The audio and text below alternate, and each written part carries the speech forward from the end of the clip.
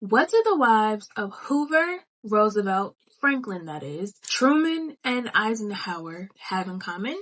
Besides their husbands being president, each of them shared a seamstress at the White House during their husbands' respective administrations. She, Lillian Rogers, is the Black woman behind the First Ladies of the Hoover, Roosevelt, Truman, and Eisenhower administrations. Let's get into it.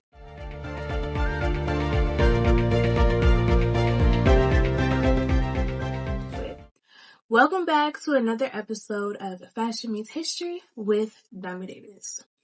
Lillian Rogers has a very unique story. She had the unique experience to grow up in the White House.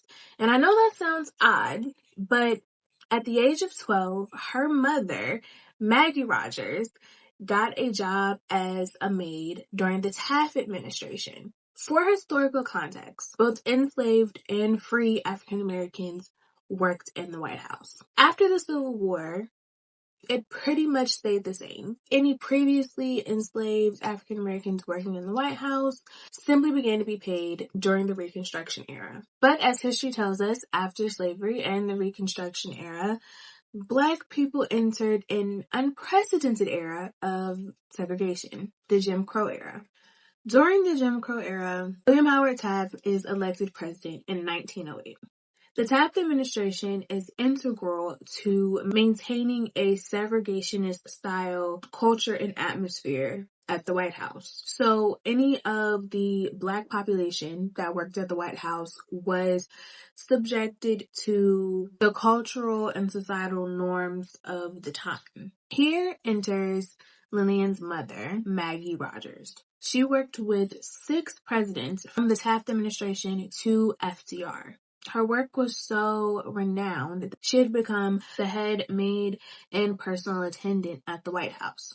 Maggie's skills and expertise and workmanship built a foundation of trust that she was able to pass along to her daughter, who oftentimes came to work with her at the White House, building her own relationship as a teenager and young woman with the presidents and first ladies, which probably can account for the seamless transition for Lillian to enter into the White House as a seamstress under the Hoover Administration.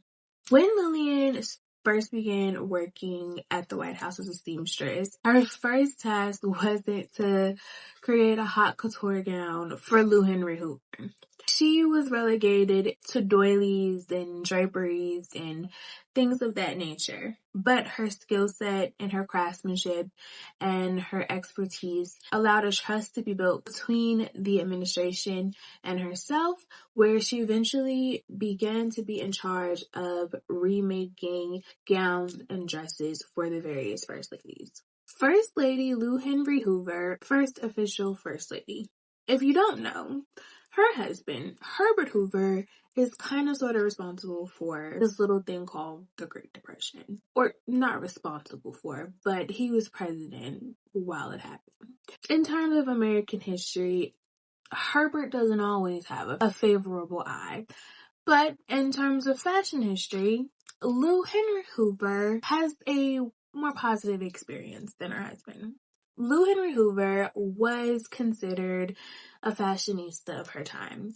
She's the first lady to be featured on the cover of Vogue, which if somebody on the street had to guess, they'd probably think the honor went to a first lady like Jackie Kennedy. You don't think about Lou Henry Hoover, but there it is.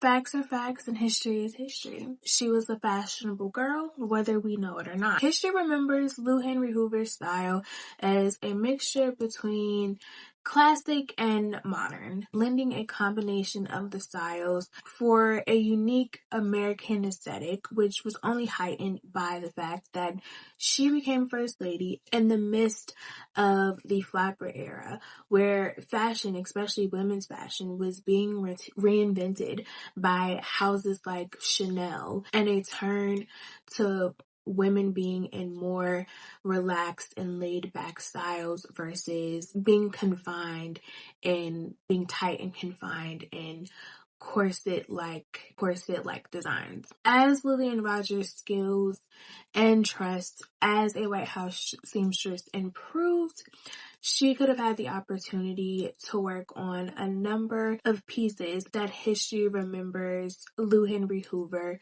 for helping to modernize in a kind of feminist era moment.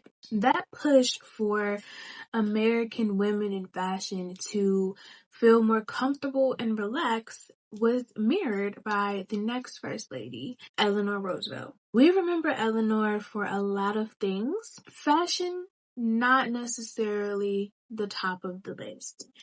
But because she was one of those unique type of First Ladies who we admire for her mind and not her physical appearance, and that's not a dig, it's just a true statement, we often forget that it is a fashion statement to be quote-unquote unfashionable. Her love of practicality and favoring things like suits over dresses is a fashion statement because, once again, designers like Chanel were moving into this new form of fashion where the more conventional styles are being loosened or forgotten altogether in exchange for something new and something younger. Once again, Lillian Rogers was most likely responsible for maintaining various items in Eleanor Roosevelt's wardrobe. We can also assume that because the FDR administration saw America through World War II and the Great Depression, that the reliance on clothing being remade and redone to fit fashion standards, not only from an economical standpoint, but from a PR standpoint as the White House to the American people, that the position of Lillian Rogers was extremely important to maintain the stateliness without falling out of fashion, no pun intended, with the American public. Which also, when we think about it, Eleanor was kind of a PR genius, because if she was out here in, pearls and tweed while the people are going hungry in the streets, we would have had a Marie Antoinette moment. And this is why Eleanor is remembered for her brain, for full circle moment.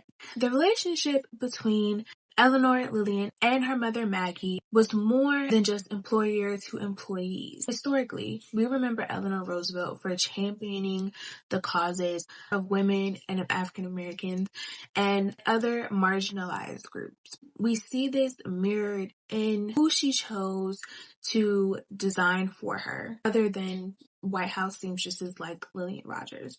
If you've ever heard of a little New York designer by the name of Ann Lowe, she is a famous Black designer who most famously designed the wedding dress for Jackie Kennedy. But before she did that, she designed some pieces for First Lady Eleanor Roosevelt. This kind of favor was mirrored with designer Sally Milgrams, who is a well-known Jewish American female designer who famously made Eleanor Roosevelt's inauguration dress.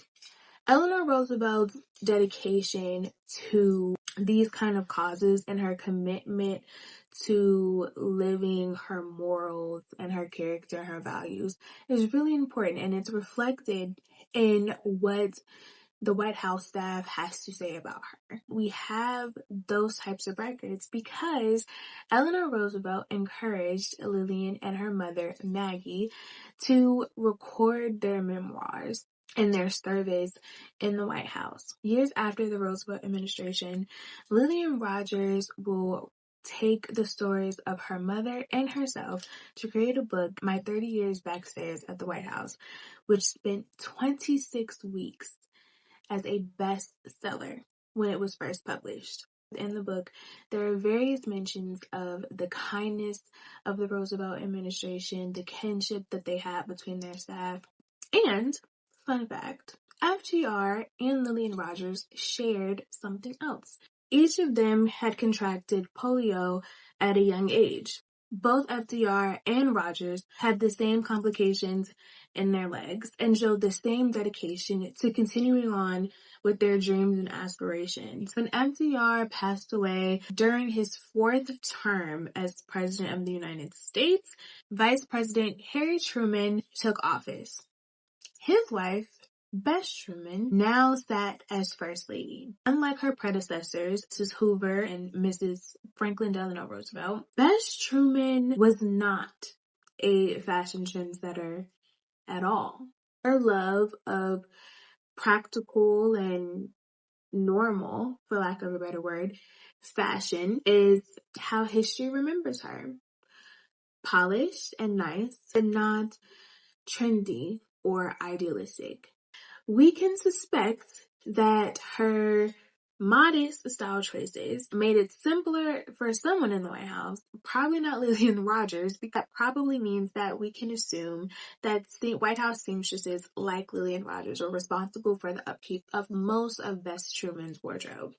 And that could be one of the reasons why in her book, Lillian Rogers says that both she and her mother had the best relationship with the Trumans. They would often share Christmas cards, and even after Lillian's retirement and the Trumans' exit from office, she would go on to visit them in their home in Missouri. Like Lou Henry and Eleanor before her, Mamie Eisenhower was a return to fashion for the First Ladies. Mamie had so much fashion prowess that we even have a specially branded shade of pink, specifically from Mamie Eisenhower. This sort of style relied on large hoop skirts, pearls, and short bangs.